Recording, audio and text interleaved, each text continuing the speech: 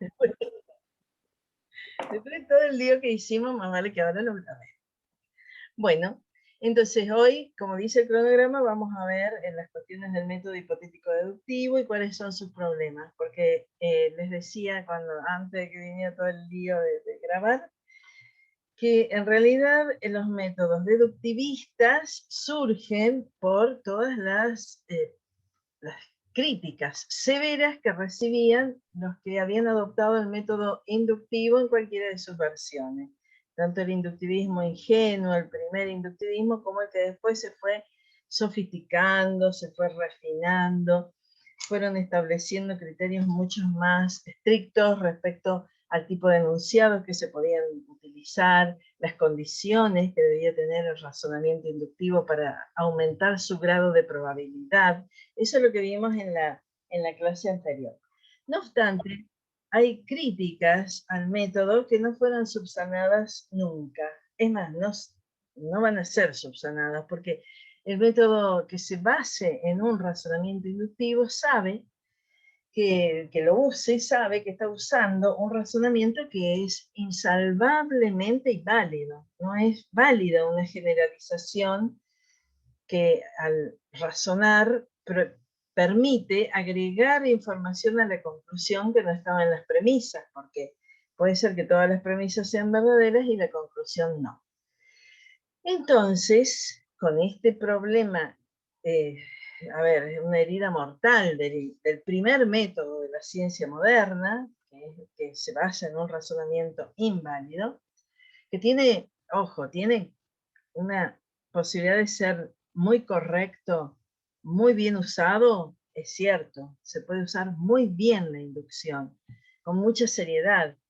Es también cierto que ha aportado grandes avances a la historia de la ciencia, a la investigación científica, pero ningún inductivista podría quedarse tranquilo con sus afirmaciones porque sabe que puede haber un salto ahí entre los datos que tenía y lo que afirma, que es mucho más que lo que tenía en los datos.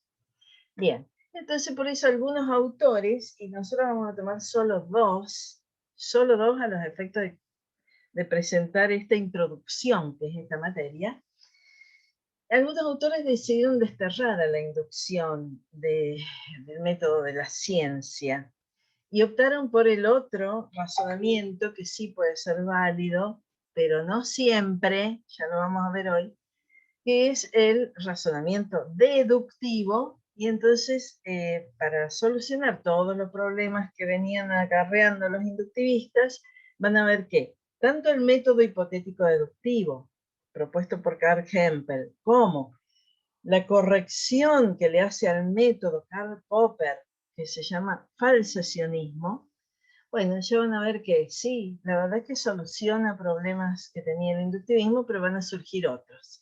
De eso es de lo que vamos a hablar en esta clase. Lo vamos a ver siguiendo el texto que ustedes tienen, que es el de Eduardo Lazo, y bueno, y atendiendo a todas las preguntas que quieran hacer y las dudas que tengan, y pensando los que ya lo vieron mejor, y si no, relacionando esto que vemos hoy con el video este que tiene de National Geographic, que se llama El enigma de la isla de Pascua. Porque los problemas que tienen los investigadores en ese video son los que tienen los que usan el método hipotético deductivo.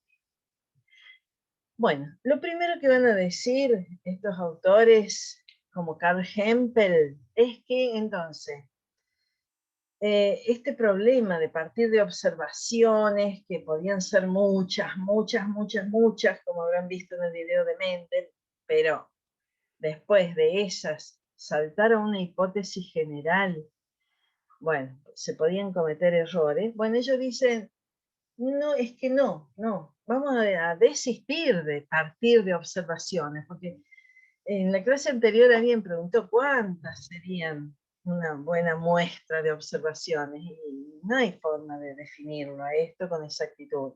Entonces los hipotéticos deductivistas van a renunciar a eso, de que el punto de partida de la investigación científica sean observaciones, muchas, variadas, en distintas condiciones, como decían los inductivistas. Ellos van a decir, no, es que la investigación parte de problemas. Por ejemplo, ¿cuáles eran los problemas que tenían el equipo de investigadores que en distintos momentos, en distintos proyectos fueron a la isla de Pascua? Bueno, los problemas eran, en el video se ven que eran muchos, pero fundamentalmente en el que estaban abocados estos arqueólogos, estos antropólogos, era en quién esculpió las estatuas esas tan imponentes de la isla de Pascua, por qué, cuál era la finalidad de esas estatuas que se llaman moais, y sobre todo, cómo las tallaron, porque no había herramientas de metal. Está probado que los que vivían en ese tiempo, en ese lugar, no tenían herramientas de metal. ¿Cómo hicieron a tallar las estatuas? ¿Y cómo pudieron moverlas hasta su actual lugar de emplazamiento? Porque es evidente que no fueron talladas en ese lugar, porque ahora están al borde de la isla mirando al mar. Fueron trasladadas, pero ¿cómo trasladaron en una época, en una cultura que no usaban ni la rueda? ¿Cómo hicieron para trasladar estatuas que las más grandes llegan a medir 9 metros de altura y pesan hasta 80 toneladas? Mínimo de traslado era de 19, 20 kilómetros. ¿Cómo hicieron eso? Porque ahora, si nos dijeran que tenemos que trasladar esa estatua de acá, no sé, a Río de Janeiro, lo hacemos, no es un problema, pero en ese tiempo, en esa isla, en esas condiciones, sí. Eso es un problema. Y ese es el punto de partida de una investigación, dicen los que usan este método. Entonces, frente a ese problema, los científicos, un problema es una pregunta, ¿no? Siempre es, ¿cómo hicieron esto? ¿Cómo se pudo? ¿Cómo? Etcétera. Frente a eso, el científico inventa libremente, y esto va a ser muy importante, libremente, o sea, las hipótesis surgen de muy diferente manera, porque son invenciones de los científicos que tienen como propósito solucionar el problema, o sea, darle una respuesta a esa pregunta. Y otra cosa que van a reconocer ellos es que una vez elaborada la hipótesis, es la hipótesis la que guía toda la investigación, la que dirige las observaciones, la que interviene en la selección de datos relevantes. ¿Se acuerdan que eso los inductivistas no nos podían decir cómo es que sin hipótesis previa sabían qué observar? Los hipotéticos deductivistas dicen, no, se sabe qué observar, porque, bueno, una vez formulada la hipótesis, eso es lo que estamos buscando. Ahí ustedes habrán visto que ellos, los investigadores que están como protagonistas del video, fueron buscando algo. Estaban buscando a ver si los que tenían, hay diferentes hipótesis en el video. Hay una principal, pero hay hipótesis que dicen, los deben haber trasladado en una especie de trineos hechos con troncos. Bueno, esa hipótesis, si esa es la hipótesis, eso guía la observación. A ver, ¿había tantos árboles en esa época? ¿Había árboles con troncos como para hacer un trineo y trasladarlo? Bueno, parece que sí, pero de todos modos, había como dificultades en cuanto a explicar cómo se desplazaban esos trineos en terrenos tan rocosos y con tantas irregularidades, etcétera, etcétera. Entonces ahí empezaron a pensar en que debía haber algunos caminos por los cuales deslizarse. Bueno, los buscaron, porque ahora está modificada la vegetación, toda la isla está muy cambiada de cómo era en aquellos tiempos. Entonces, cuando se formula la hipótesis, toda la investigación está apuntando a ver si esa hipótesis es acertada o no, y lo que se hace es someterla a contrastación empírica a partir de lo que los hipotéticos deductivistas llaman las consecuencias observacionales, o sea, de la hipótesis se siguen consecuencias, que son las cosas que tendríamos que poder ver que son así. Y bueno, después, si la hipótesis reúne un gran número de confirmaciones, o sea, si después de ir a la fase experimental se confirma una y otra vez, entonces dicen los seguidores de este método que bueno, entonces si se ha confirmado un gran número de veces, la hipótesis se convierte en una ley científica. Estas serían como las grandes tesis o postulados de los que siguen este método, que se traduce en una serie de pasos muy relacionados con esto. Sí, decime, Silvana. Te paso dos preguntas de las chicas, una de Fabiana y el otro es de Carolina, preguntando con respecto a esto y al análisis del video. Pregunta Fabiana, ¿cómo encuadrar o qué lugar tiene la deforestación en el tema de este problema de la isla de Pascua? Y yo le decía que no es el tema central, sí es uno de los elementos condicionantes. Ustedes van a ver que cuando se trabaja sobre un problema de investigación y sobre una hipótesis hay pues, cuestiones observables directas y consecuencias de una observación, y hay situaciones secundarias o externas al tema de investigación. En ese caso, un tema es la deforestación y el otro es el problema de la pendiente. Entonces, son dos elementos que interfieren en la construcción de la respuesta o en la resolución, sí. ¿Son el problema central? No. ¿Son la clave de la hipótesis? No, pero sí interfieren para ir descartando hipótesis secundarias o hipótesis que se ponen en testeo a ver si son el eje de la solución, que es lo que está explicando Viviana ahora. Y ahora Candela ha levantado la mano porque quiere preguntar. Dale, Candela. Tengo una pregunta. Usted dijo que se plantean hipótesis. No te escucho casi. ¿Ustedes me escuchan bien? ¿Me escucha? No, profe. A ver, si podés hablar un poquito más alto. ¿Ahí Se me le escucha? escucha, pero muy bajito. ¿Me escucha ahí? Mejor. Ahí sí, un poco Por mejor. la duda me voy a poner esto. Porque estoy en... Sí. La A ver, pregunta decime. que era, si, como usted dijo, hipotéticamente hablando, hay una hipótesis y esa hipótesis no cuadra. ¿Se sigue buscando una hipótesis que llegue a encuadrar con lo que se intenta descubrir o explicar? Totalmente. A ver, el método hipotético deductivo es un método que en realidad, una vez formulada una hipótesis, se agotan, como vieron los sucesivos intentos que aparecen en el video.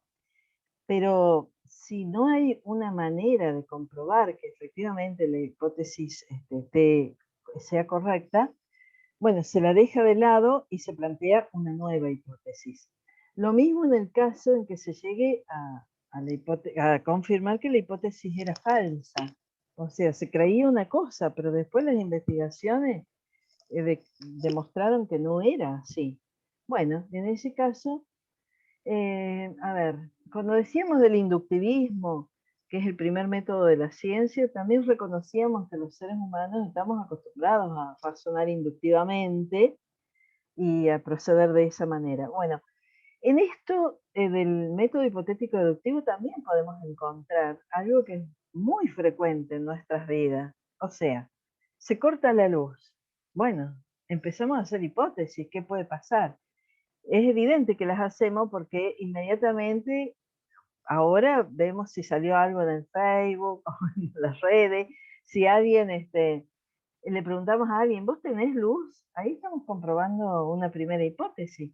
Si nos Vamos dicen, a la sí, térmica, claro, bueno, probamos las térmicas de la tal casa, cual, hacemos todo ese proceso de descarte claro, de situaciones. En vamos mi casa, descartando, no, porque la térmica está bien. Entonces, ¿es el barrio? ¿Es la cuadra?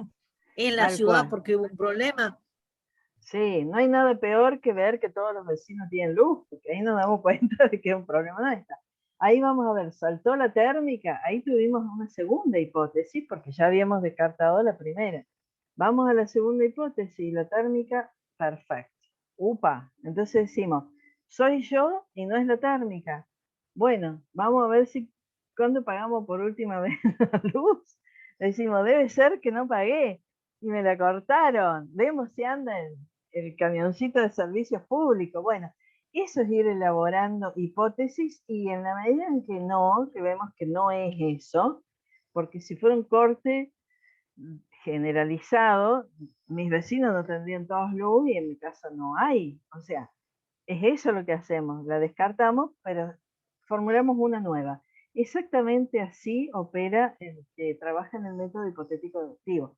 Por supuesto que están mucho más tiempo, las nuestras serían hipótesis muy fáciles de descartar, ¿no? Ellos, para llegar a descartar una hipótesis, habrán visto cómo, van a ver, si no lo vieron, van a ver cómo insisten los investigadores, ¿no? Sí, Silvana. Paso una pregunta de Claudio. Claudio y Franco plantean si la hipótesis es un mito o es algo que se trata de comprobar. Por un lado, no es un mito una hipótesis. Claro, mito, no. A ver, una hipótesis es un supuesto. Es algo que se supone verdadero, porque si no, no le daríamos cabida. Por ejemplo, si se me cortó la luz, no sé, una hipótesis que no tendría sustento es que los dioses están en mi contra. No sé, no es algo que después nos pongamos inmediatamente a verificar si eso es así o no. Tiene que tener un sustento y cuando yo pienso que es que cualquiera, ¿no? Que no pagué la luz, bueno, yo supongo que es eso. Al formular la hipótesis, yo supongo que es eso. La supongo verdadera, pero no lo sé si es verdadera, porque por eso es una hipótesis, no es algo seguro. No, no es un mito. En este caso, tal vez la pregunta de los chicos tiene que ver con que había algo que sabían los antropólogos, y es que los pocos sobrevivientes Llegaban caminando, claro. decían Fueron caminando. que llegaban caminando. Bueno, el conocimiento de los antiguos pobladores y la transmisión oral de ese conocimiento inspiró la hipótesis, porque por algo ellos decían esto, pero la convirtieron en una hipótesis científica. O sea, obvio que una estatua no llega caminando, no la tomaron literalmente, sino que la tomaron como que algo de, bueno, ya de una posición vertical y de un desplazamiento habían observado los antiguos pobladores. Ellos le buscaron la manera física, bueno, y con un montón de leyes del movimiento de los cuerpos, todas cosas que también nos podemos imaginar cómo fue, pero vieron que después los ajustes fueron tremendos, ¿no? Yo en este momento estoy sintiendo un micrófono. Una radio, sí, una radio. Y retomo lo que decía nuevamente Claudio y lo que decía, por ejemplo, Alejandra, y ahí está escribiendo más abajo Claudio, ¿no? Hablaban de que una hipótesis era un supuesto. Sí, claro, un supuesto es una presunción de cómo algo ocurre.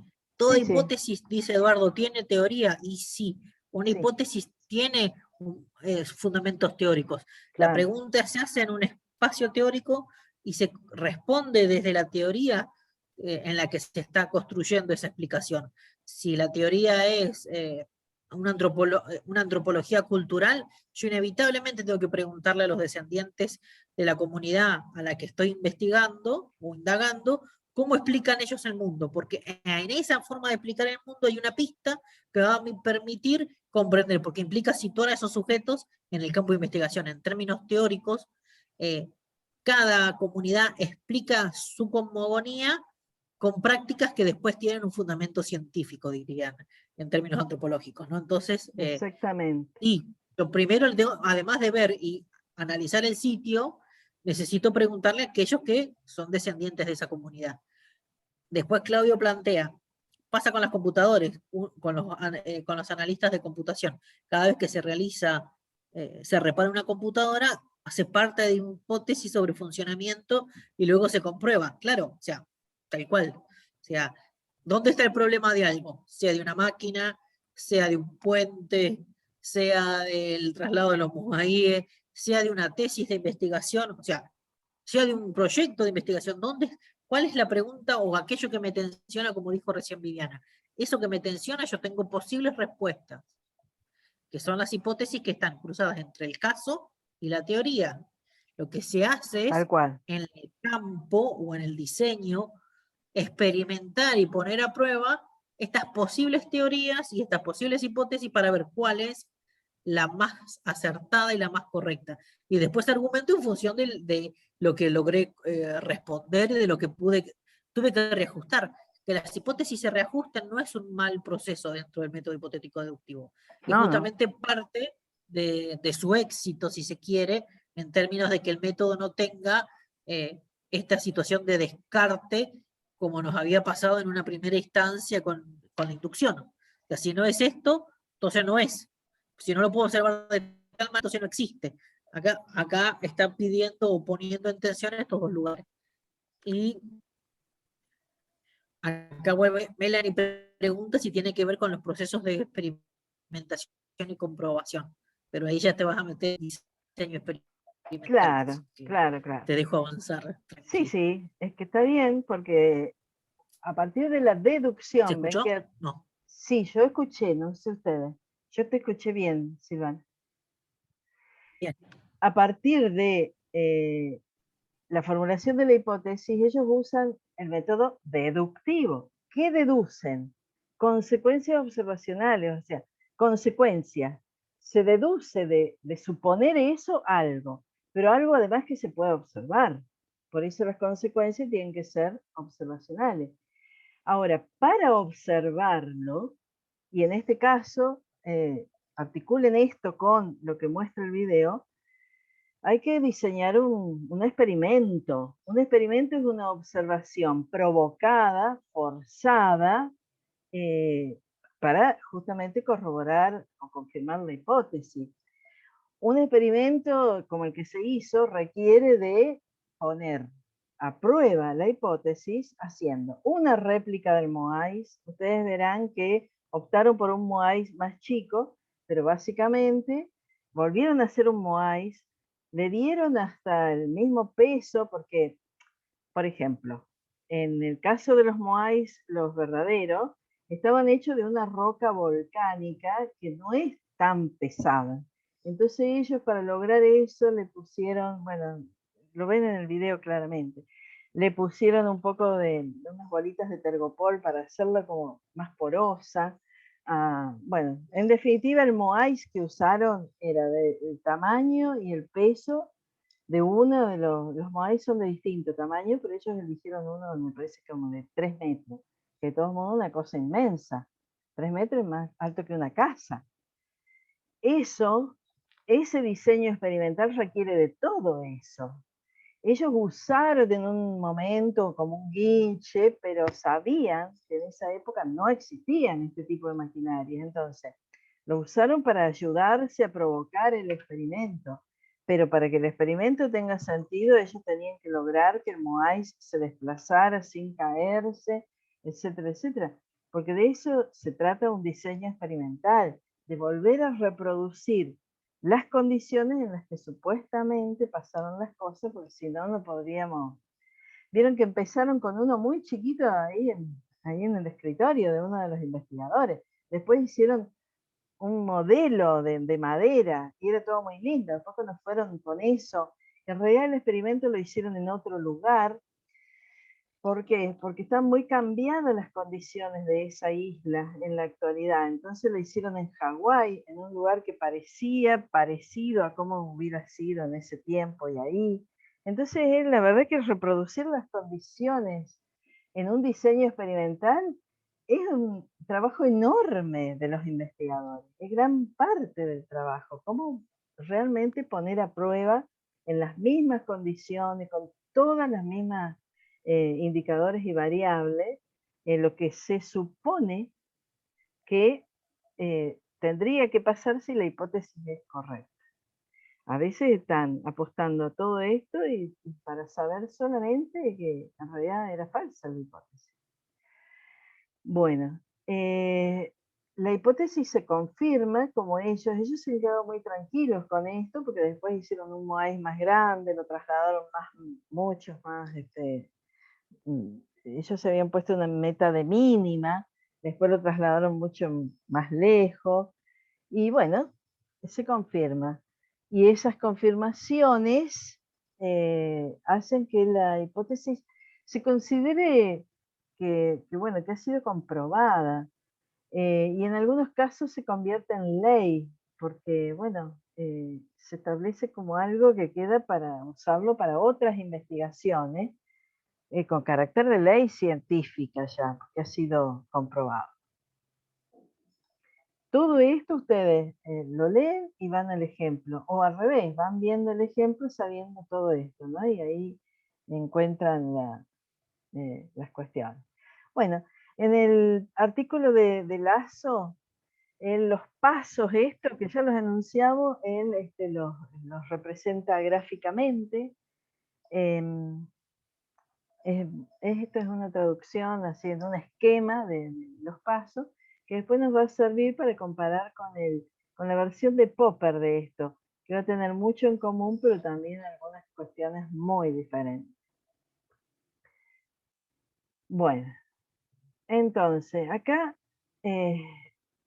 viene un tema que es complejo, pero por eso yo les pido, no se queden con la duda, no dejen de preguntar, porque la verdad es que nosotras en esta asignatura antes dábamos bastante más elementos de lógica, entonces sabiendo lógica, esto es como una cosa muy sencilla, pero para ustedes que no han tenido lógica, no sé si la han tenido antes en alguna no sé si alguna cursada o en el secundario, creo que ya no, pero en realidad es muy sencillo, pero tenemos que ponerle mucha atención, no se queden con la duda, eso es lo que les anticipo, porque el problema del método hipotético deductivo es, paradójicamente, porque ellos estaban buscando una forma lógica que les diera tranquilidad, es la forma lógica del método.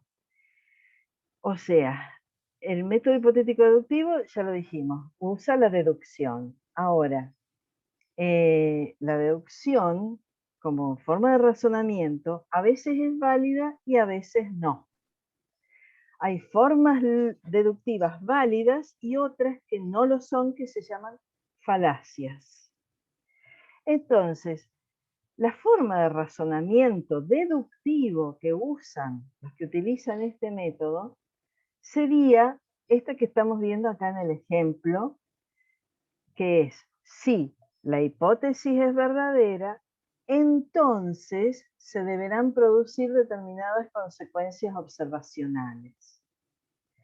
Si se producen, como sería el caso de los MOAIS, que se producen consecuencias observacionales y que puestas a prueba resulta que sí estaban en lo cierto los investigadores, entonces, conclusión, la hipótesis es verdadera. La verdad es que esto parece la perfección, está todo más que bien. Tengo una forma de razonamiento y llego a una conclusión que, si partí de hipótesis verdadera, y parece que sí, porque ya las he comprobado, bueno, me quedo tranquila. Perdón, si parto de consecuencias observacionales, las pongo a prueba y esas se confirman, entonces la hipótesis es verdadera. Esa es la forma lógica. Si H, entonces tienen que ocurrir determinadas cosas. Ocurren. Y bueno, entonces H estaba bien ya. ¿Y saben cuál es el problemón? Es que en realidad, esta que, para los que no sabríamos de lógica, los que no sepamos nada de lógica, decimos, pero golazo, no usan la inducción que me preocupaba tanto, y usan un método que se basa en un razonamiento deductivo, y bueno, es miel para hojuelas, esto es una cosa perfecta, anda de maravilla, que yo, bueno, no, hay una pésima noticia. Y es que esta que sería la forma lógica del método hipotético deductivo, Te estoy perdiendo en el audio, no sé si tiene que ver con tu micrófono. me está poniendo... profe, Vivi, se cortó. te cortó tu micrófono, sí, yo creo que tiene que ver con los auriculares, viste que a veces interfieren la forma Saco. de escuchar. Fíjate porque se cortó lo que estabas explicando en esta idea de que el triunfo aparente de esta forma de explicación. Perdón que Sí. me superpuse. ¿Ahora me escuchan? ¿Sí? Ahora sí. Saqué los auriculares. profe. De todos modos me puso un cartel grande, su conexión a internet es inestable. O sea que también se deben haber cortado. Bien. Bueno, lo que les decía, eso, ¿no? Que parece una forma lógica. Si no sabemos de lógica, decimos esta forma deductiva lleva de la verdad de las consecuencias observacionales a la tranquilidad de que la hipótesis era verdadera, cerramos esto, nos dedicamos a otra cosa. Porque esto ya lo demostramos, ya está, cierra por todos lados. Bueno, no, porque esa forma lógica justo no es válida. Esa no da garantías. ¿Qué pasaba con la inducción? Que no daba garantías. No es que no se pueda usar, pero no estoy segura. Porque esta parece una forma lógica válida, pero no lo es. Se llama, tiene un nombre, falacia de afirmación del consecuente. Y si no es válida, y estoy como con la inducción, estoy con el mismo problema. Se usa porque el método hipotético deductivo lo usa a esta forma, pero puede ser que teniendo las consecuencias observacionales corroboradas, todas comprobadas, lo mismo, la hipótesis en realidad estaba mal. Como se ve en el video que les pasó a otros antes, que hicieron unos trineos de madera, desplazaron las estatuas, y resulta que después parece que nunca las trasladaron así, nunca de esa manera, acostadas en... 4. Bien. Y si seguimos con los problemas, no sé si me escuchan. Bien, más o menos. Se te escucha más o menos, estás cortada en el audio, se te traba la conexión. Si me pone carteles de que sé que estamos... ¿Ahora me escuchan? Y ahora sí. Ahí sí, ahora sí, antes tenías muy cortado. Bueno, si usamos una forma deductiva no válida, estamos igual que con la inducción. Funciona, pero puede fallar, como decía Sam, siempre decimos lo mismo. Porque puede pasar, miren, este ejemplo es con esa forma lógica. Este ejemplo dice, si llueve, entonces la tierra se moja. Que la tierra se moje es una consecuencia observacional de que llueva. Es inevitable. Si llueve, la tierra se va a mojar. Y resulta que hacemos el experimento y hacemos la contrastación de eso. Y sí, la tierra está mojada. Ah, bueno, listo. Entonces, afirmando la consecuencia, me quedo tranquila. Comprobando que es verdadera la consecuencia, es verdadera la hipótesis. Y la verdad que no, porque podría ser el caso de que en realidad la tierra esté mojada por otro motivo. O sea, que se cumplan las consecuencias observacionales, no me garantiza que sea por el antecedente, por la hipótesis que yo usé. De hecho, la tierra se puede haber mojado porque alguien la regó con una manguera. Entonces, y sin embargo yo estaba tranquila de que estaba razonando correctamente y llegando a la verdad. Bueno, ese es el problema del razonamiento que usa el método hipotético deductivo cuando le atribuye verdad. Ay, me ahogué. Le atribuye verdad a la hipótesis a partir de las consecuencias. Toma agua tranquila que te cubrimos nosotros, no te hagas problema. Sí, disculpen, pero tengo que estar ubicado. Sí, anda tranquila. A ver, nosotros la cubrimos a la profe.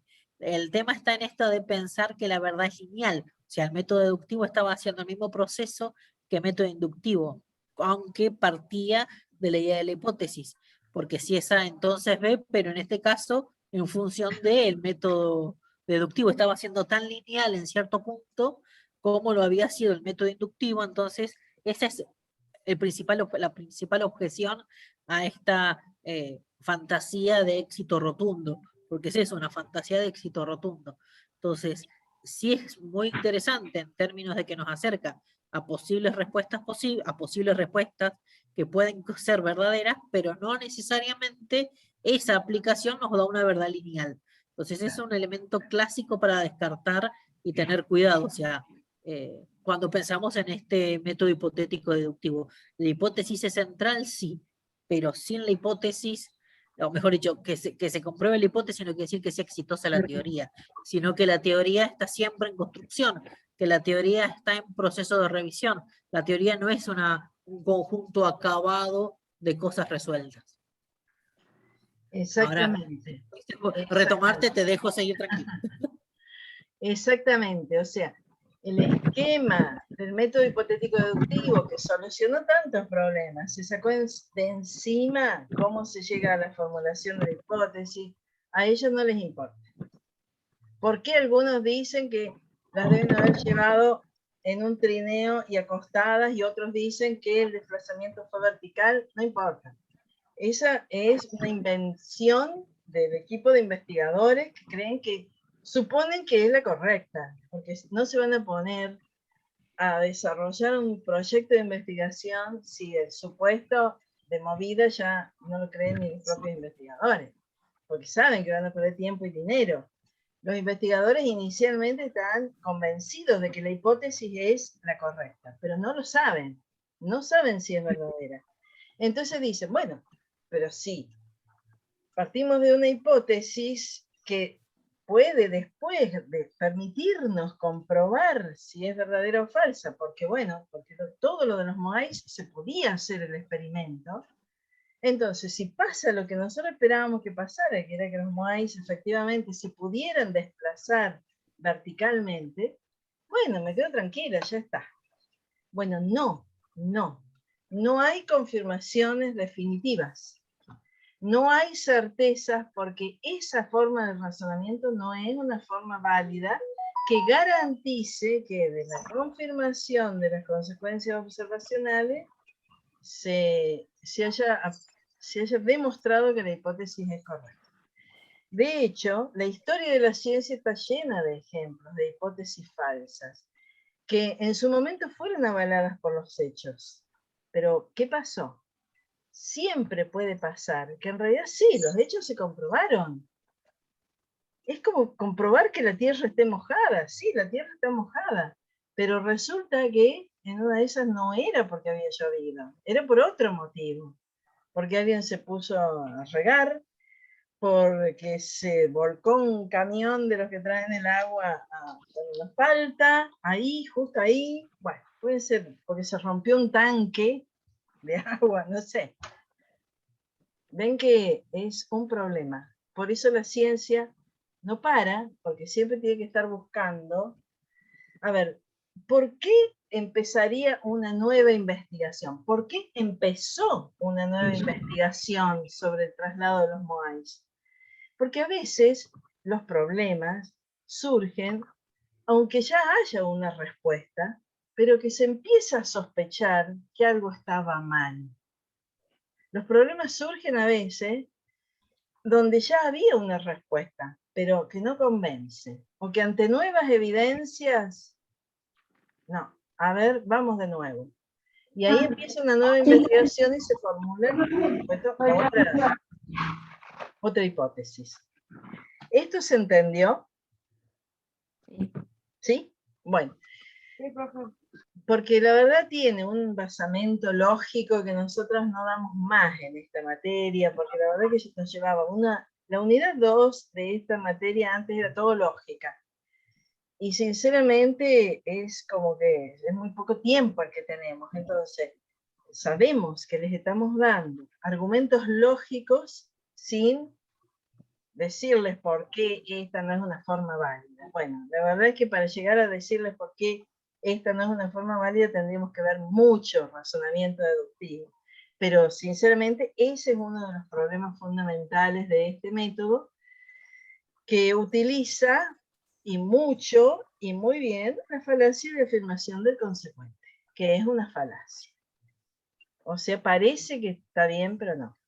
Entonces, frente a todo esto, va a aparecer este señor que también usa el método hipotético deductivo, pero que le va a dar, le va a dar una salida a este problema, le va a hacer una corrección al método hipotético deductivo, y entonces el método que él propone se llama falsacionismo. Bueno, por empezar, vamos por parte. ¿Por qué se llama falsacionismo? Porque el otro nos dábamos bien cuenta por qué se llamaba hipotético deductivo. Se llama falsacionismo porque ya en la palabra ya vemos a qué refiere, a lo falso. Y entonces empezamos a preocuparnos en serio. Decimos, no, pero ¿cómo? ¿Un método científico que busque lo falso? Bueno, es que de lo falso podemos estar seguros, en plural. Ya van a ver qué quiere decir Popper, por qué él es falsacionista. Es como manotazo de ahogado, ¿no? Que vamos a hacer ciencia para demostrar que es falso, que algo es falso. Bueno, Silvana, ¿levantaste la mano? Para leer una pregunta de Carolina, Carolina dice si los observadores sigue siendo una hipótesis, no se crea una ley a pesar que se demuestre no es relevante para los investigadores. Vuelvo a leerte la pregunta.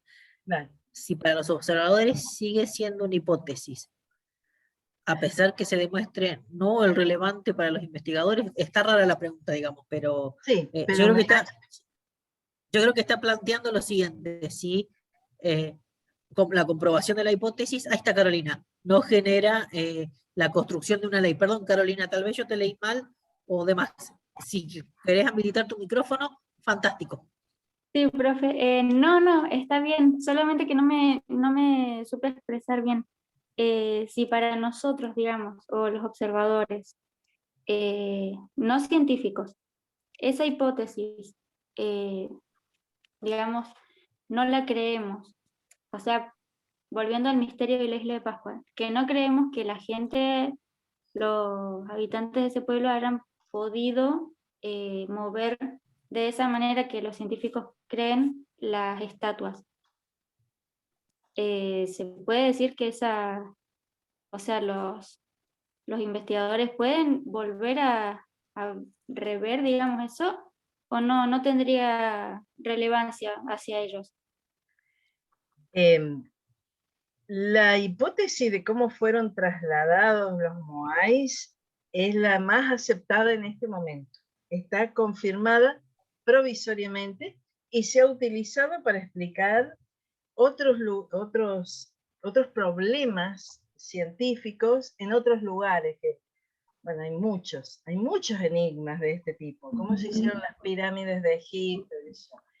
Esa manera de trasladar con ese movimiento, que vendría a ser, ¿vieron cuando queremos correr un ropero? Que si lo queremos de una, no va para ningún lado. Le hacemos así de una, no. En cambio le hacemos así cuando queremos, no sé, un ropero, pero algo medio pesado, queremos correrlo para limpiar atrás. A la cena llena de cosas y no queremos sacar. Bueno, claro. Ese tipo de cosas después se usa, se aplica. ¿Por qué se convierte en ley? Porque explica lo de los moais, pero se va a usar para explicar otros enigmas. Porque sinceramente es muy difícil de saber cómo hicieron algunas cosas civilizaciones anteriores a las nuestras. Porque tiene aspectos estos bastante, por lo menos enigmáticos, ¿no? Porque no tenían las ruedas, no tenían... Es más, no nos podemos imaginar cómo tallaban semejantes moles que no tenían elementos metálicos, porque ahora ya sabemos cómo tallar. Bueno, usaban rocas más duras, pero también eso hay que saber hacerlo. Y sigue siendo, pero con roca dura se puede hacer una estatua. Ustedes si las ven en el video, comprobarán que son bastante grotescas, no tienen un detalle así tremendo, son bastante simplonas, pero hay estatuas hechas en otros lugares que francamente es muy difícil saber cómo las hicieron. Si no tenían todas las herramientas que tienen ahora, desde hace tiempo, los que esculpen, ¿no? Entonces es como que hay muchos elementos que se confirman, es la hipótesis la más aceptada, es la que se usa se traslada después ese conocimiento a otras situaciones, y seguramente los investigadores van a ver otros monumentos en otros lugares del mundo de otras épocas, con esas ideas como que son verdaderas. Ahora, en la segunda parte, Carolina, ya te me saliste de pantalla, pero eras Carolina, ¿no? Es Carolina. Sí, profe. Decís, bueno, y se puede, esta hipótesis se puede revisar, pero sí, claro, es lo que decíamos recién, puede que ahora vaya otro grupo porque son multidisciplinares también estas investigaciones, ¿no? Ahí vimos que había arqueólogos, pero había físicos, había ingenieros industriales, interviene mucha gente en un proyecto de investigación. Vayan con otra hipótesis y reformulen todo esto. La ciencia está Bien. siempre abierta, siempre. Y además, tu pregunta, Carolina, tiene que ver con algo que un autor que usó este método va a definir como el carácter hipotético del conocimiento científico.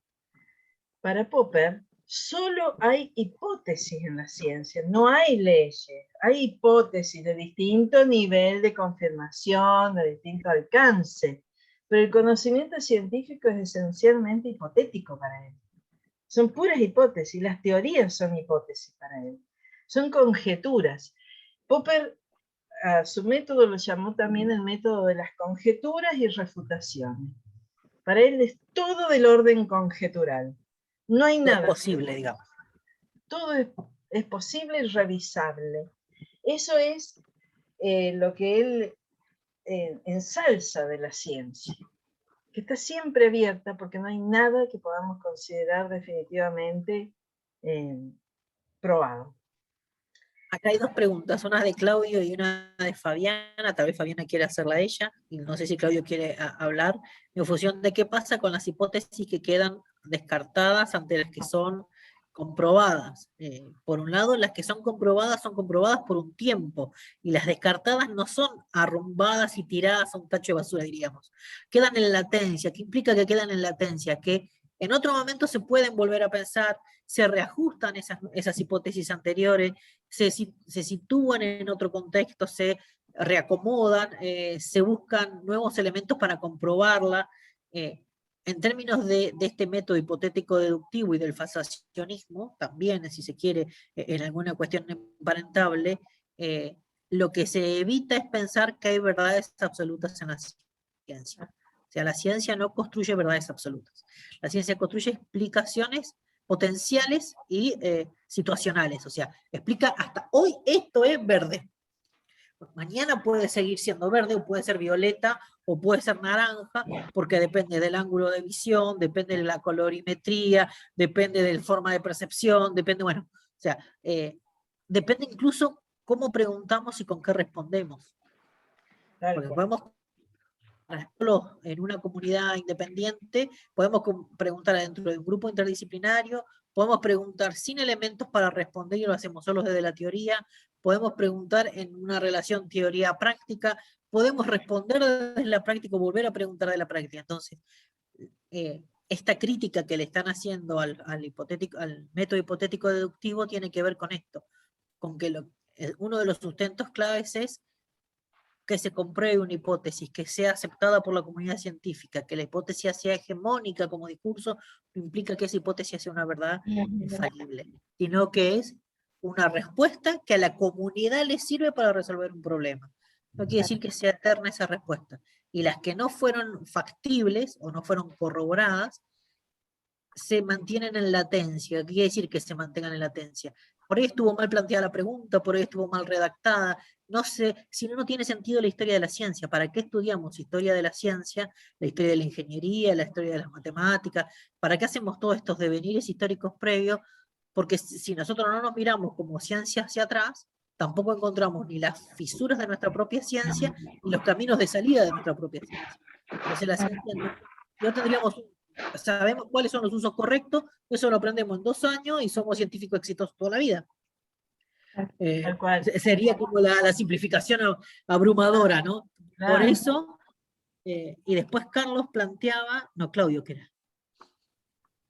Bueno, lo mismo, se pasaría a indagar sobre nosotros, lo mismo preguntaba Daniel. Y por ahora, hasta ahí. Bueno, después hay preguntas sobre el parcial, pero me parece que las podemos contestar, porque generó la palabra parcial al principio de la clase un estado de estrés. La hipótesis corroborada, si querés asustar a un estudiante, habla del parcial. Esa está muy corroborada. Sí, sí, sí. Nosotros siempre decíamos que teníamos como un tips para que volvieran a prestar atención en las clases presenciales y en toda clase, de toda forma, pero en las presenciales era más evidente cuando empezaban ya a estar pensando en cualquier cosa. Entonces cuando activábamos, esta es pregunta de parcial, ahí todos a mirar con qué andábamos. Maxi. Sí, profe. Tengo un par de preguntas. Dale. La primera era con el tema de los Moai, que bien, se habla de la historia y eso, pero ahí yo a veces los veo y me pregunto, ¿en qué persona o en quién se basaron para hacer la forma del Moai?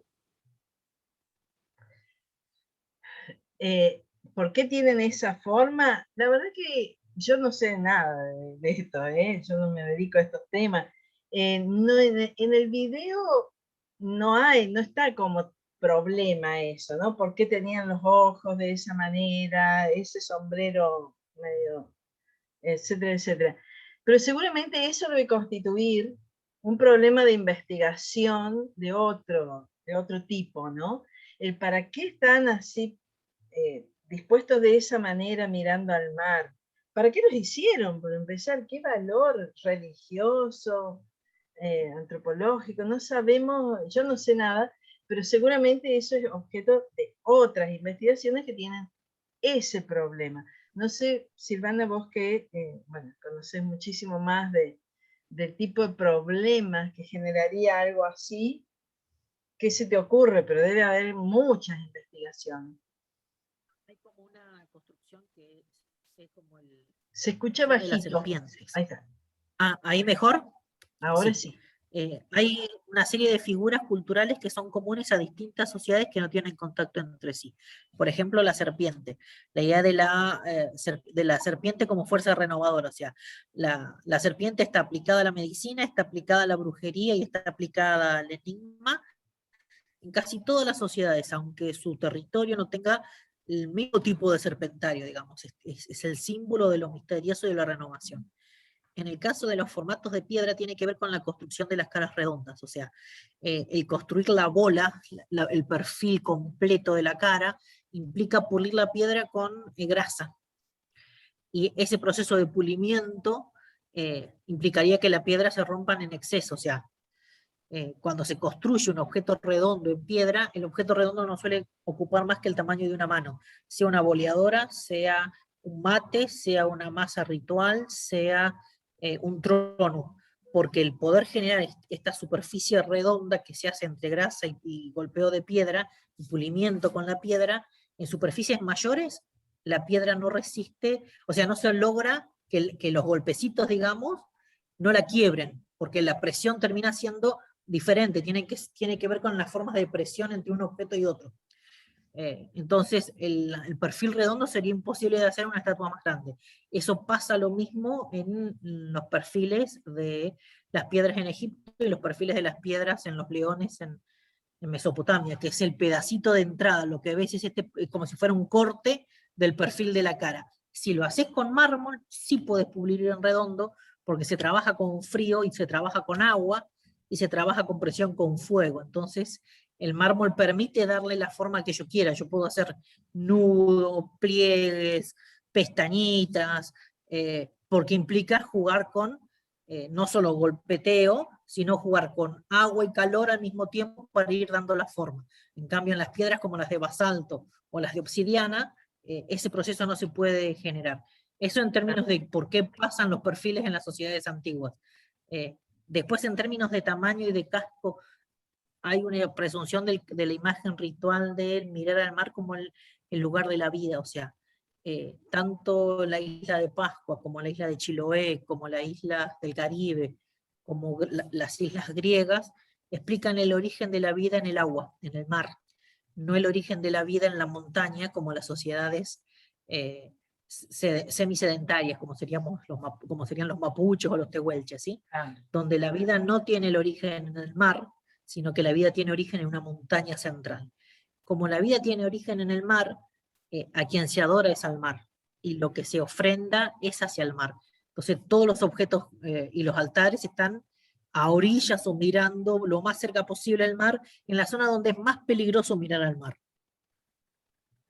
Mira en vos. la idea del barranco, porque se supone que hay un abismo entre esta creación divina y la acción humana, o sea, no hay una posibilidad de conexión plena. Entonces, en ese abismo o en esa distancia cósmica, por eso la idea del barranco también. Pero eso tiene que ver con las formas en que se resuelve esta distancia. ¿Cómo explicas la distancia de creación entre un hombre y un dios? Y bueno, porque lo pones en una situación, al objeto que representas a los dioses, en un lugar donde el humano entra en tensión. Entonces es un barranco, una gran altura, un descampado, en situación de gran crisis, porque el hombre no puede en ese lugar actuar, solo puede actuar las fuerzas naturales, diríamos.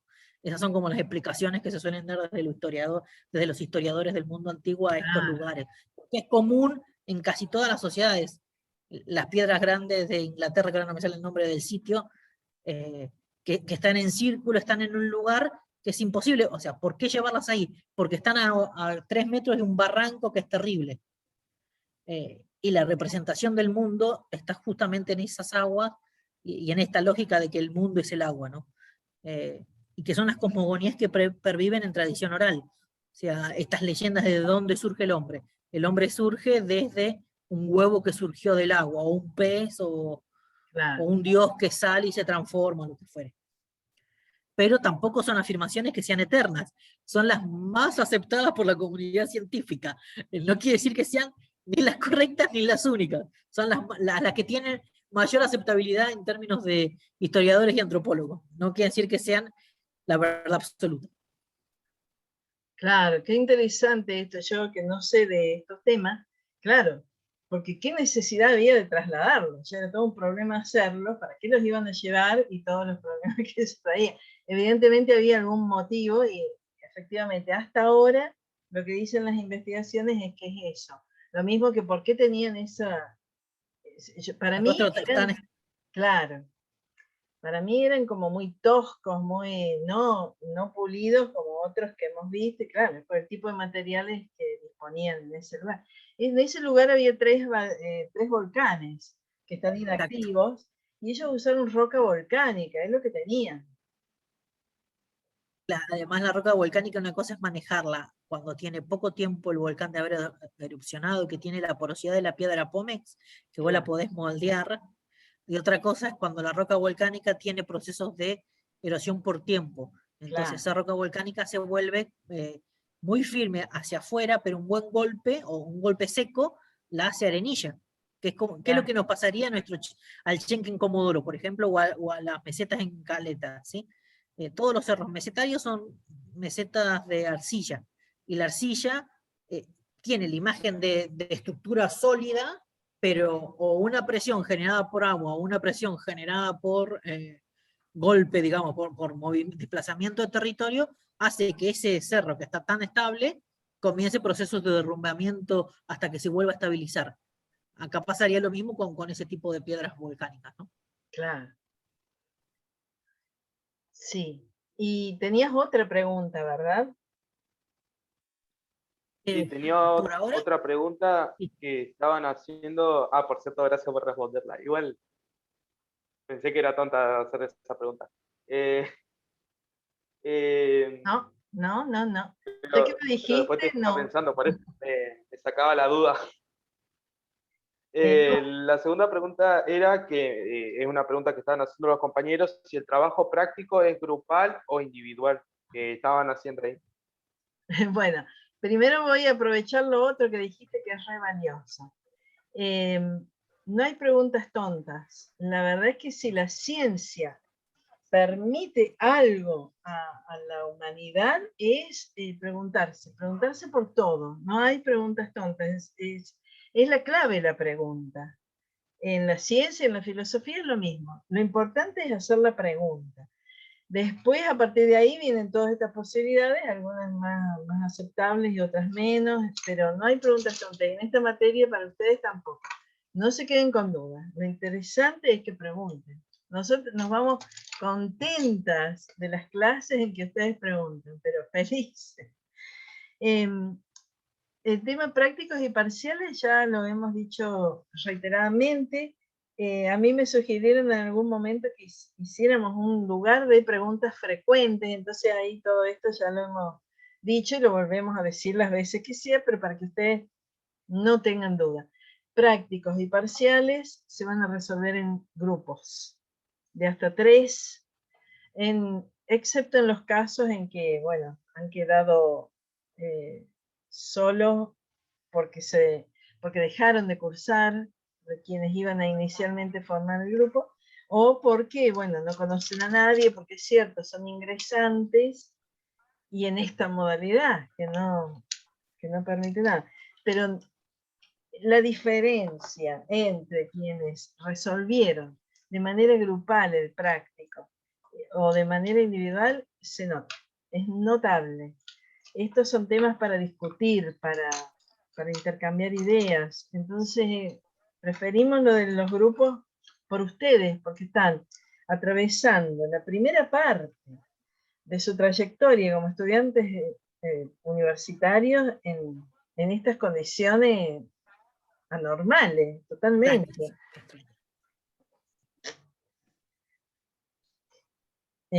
Bueno, no sé si hay alguna otra pregunta, esa era la última.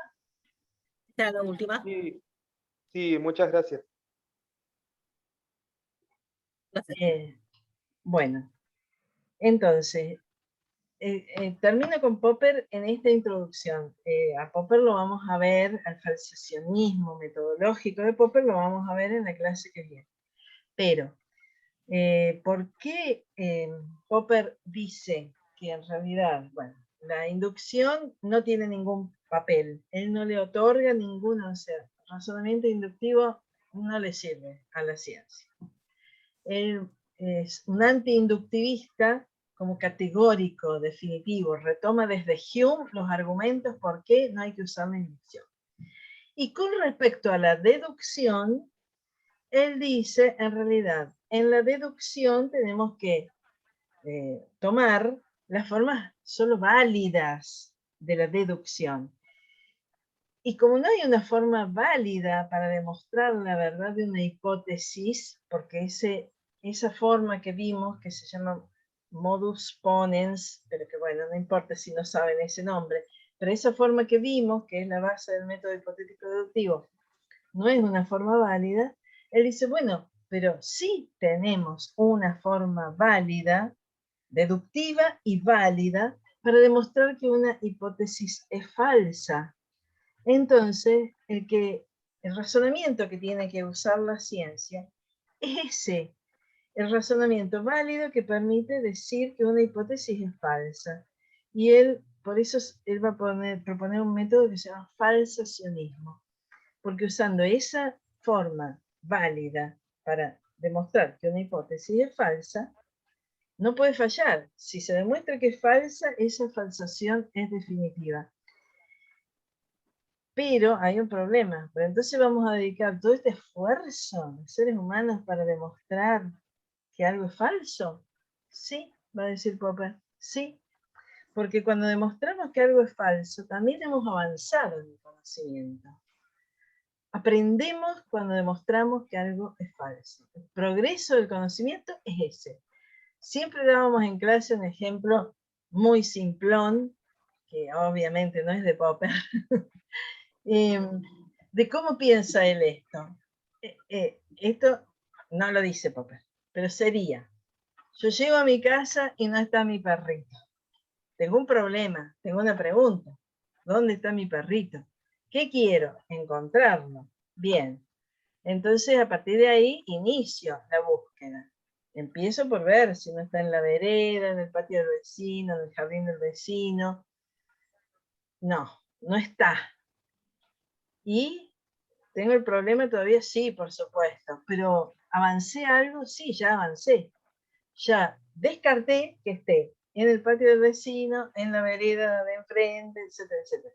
Bueno, me empiezo a angustiar. Digo, no, ya sé, se debe haber ido a la casa de alguien que vive un poco más lejos, pero que él de vez en cuando va, porque ahí, no sé, le dan de comer, lo que sea. Me voy a ver ahí. Le pregunto a los dueños de casa si lo han visto. No. ¿Avancé en mi búsqueda? Sí, avancé. No he logrado resolver el problema, pero ahora ya sé, ya a partir de estas que serían falsaciones de mis hipótesis, yo voy sabiendo que acá no está, allá no está, etcétera, etcétera. Bien.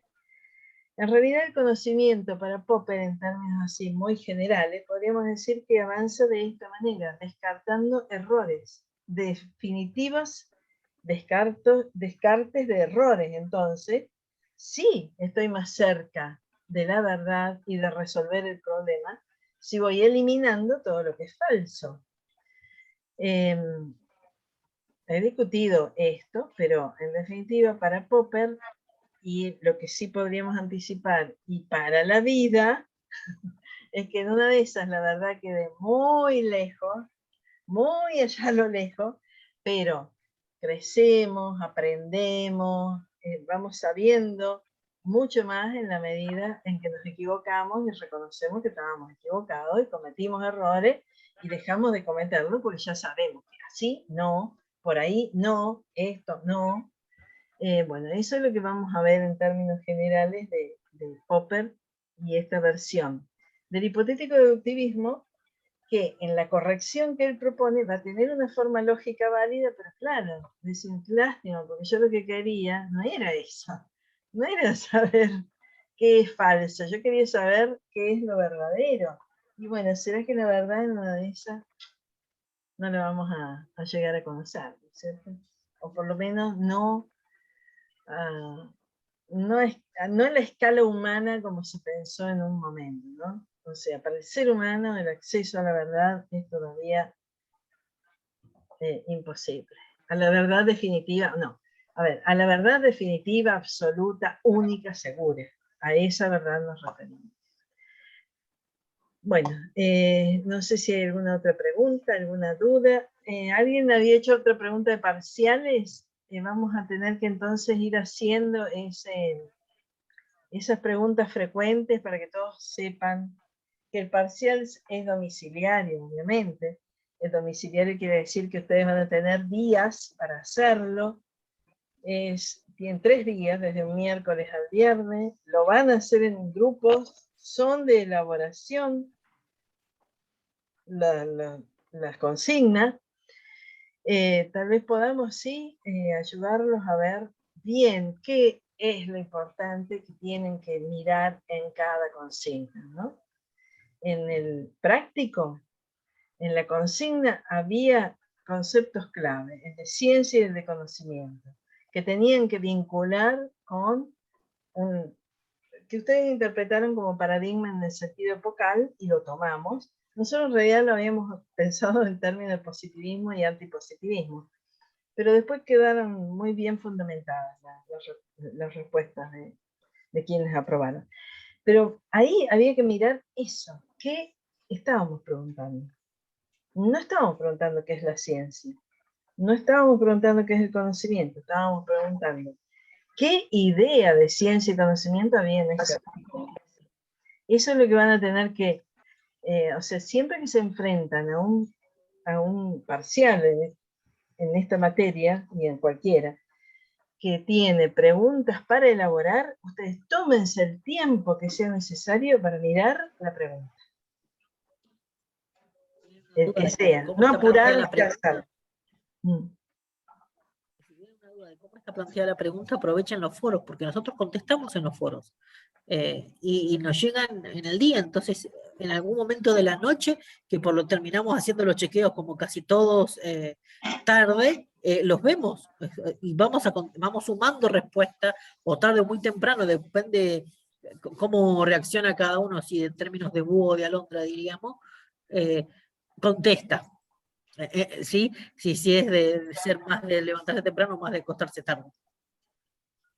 Entonces, la respuesta va a estar, no importa en qué momento del día, pero de alguna de las tres vamos a contestar. Y por lo general tiene que ver con esto, con ayudar a aclarar la duda, si hay una duda puntual. Carolina está levantando la mano. Profe, disculpe, tengo una duda con respecto a la inscripción del final. Tenemos una inscripción el día 7 de julio, el mismo día que rendimos el segundo parcial, digamos. ¿Usted qué recomienda? Perdón. No. A ver, claro, se hacen las inscripciones a las mesas, pero las mesas son después de las vacaciones.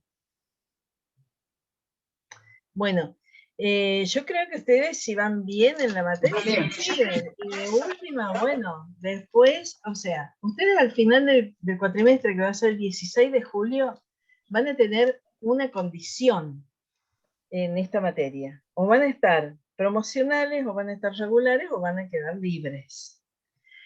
En cualquiera de las tres condiciones pueden rendir, cuando ya se sustancie la mesa después de las vacaciones de julio. La diferencia está en que, si quedaron promocionales, ustedes no tienen ni que presentarse al examen, porque directamente la nota de la promoción, que es una nota que es un promedio de todo lo que hicieron, la volcamos en el acta. Si son regulares, tienen que presentarse al examen y rendir un oral de solo temas que hayamos visto en la cursada en la que participaron. Y si son libres, la verdad, todavía no le hemos tomado a nadie como libre en esta... Tenemos una sola pregunta. Nos llegó una pregunta de un alumno que quería saber cómo prepararla, pero todavía no la hemos tomado. Así que todavía estamos en no ese se ha proceso de presentado nadie a rendir libre. Cuando lo dábamos presencial y tomábamos los exámenes presenciales, teníamos primero un examen escrito, para el libre ahora, ¿no? Y después el examen oral. Ustedes, o sea, la pregunta es, ¿me inscribo el 7 para rendir esta materia? Sí, porque después, ¿qué puede pasar? Que hayas quedado o promocional, en ese caso, te despreocupas, pero ya quedaste inscrita y vas a figurar en el acta y te vamos a poder volcar la nota de la promoción. Puede ser que la tengas que rendir, el 16 vos vas a saber, si quedaste regular, bueno, te tenés que preparar para dar el examen. Y también te podrías presentar como libre, sino que el examen del libre es más amplio, es más abarcativo, aunque en tu caso, como has cursado, como te conocemos, has hecho producciones en esta materia, nosotros la verdad que el tratamiento de los estudiantes que han cursado, pero quedan libres por un parcial o porque se enfermaron o porque no sé qué, siempre lo tenemos en cuenta. Nosotros vamos al examen con nuestras planillas de los últimos 3 años, sabiendo antes de evaluarlos quiénes son cada uno. O sea, no es igual un examen para el libre, el que nunca cursó la materia, que para el que sí la cursó y quedó libre, por ejemplo, por un problema personal o porque le fue mal en el parcial o lo que sea. O sea, sí, inscríbanse. Y si no es esta mesa, tienen 2 años y medio para presentarse a mesas, siempre con esa condición. Eso va a estar entre las preguntas frecuentes. ¿Pierdo la promoción? No. Por 2 años y medio tenés la promoción o la regularidad. No lo perdés. No es porque te presentes en el primer turno o en diciembre o cuando, no sé, ustedes decidan, tienen 2 años y medio. Esto tiene Bien, que ver con lo muchas que dice gracias. Vivi, con que algunos de ustedes tienen materias del secundario que aún adeudan. Entonces, pudiste haber sacado la promoción de ICC y de otras materias, ¿sí? Pero bueno, sos alumno de la universidad porque todavía no terminaste el secundario. Te permitieron cursar, pero no podés rendir. Como el concepto, la promoción se mantiene igual, vos rendiste en diciembre y sacaste la materia, pero vos cursaste en junio. No pasa nada. Te anotás, te puede que te diga el analítico que te dice usted ya está libre, ya es un alumno egresado del secundario, y nosotros te pasamos la nota en esos 2 años y medio y está perfecto, porque estás dentro de esa condición de sostenerlo. Acá preguntan una duda, ¿cómo rendimos los finales? Porque no nos han explicado nada sobre el tema. Sí, ahí la verdad ¿Querés que dejar de grabar, Vivi, por las dudas? sí, dejo de grabar porque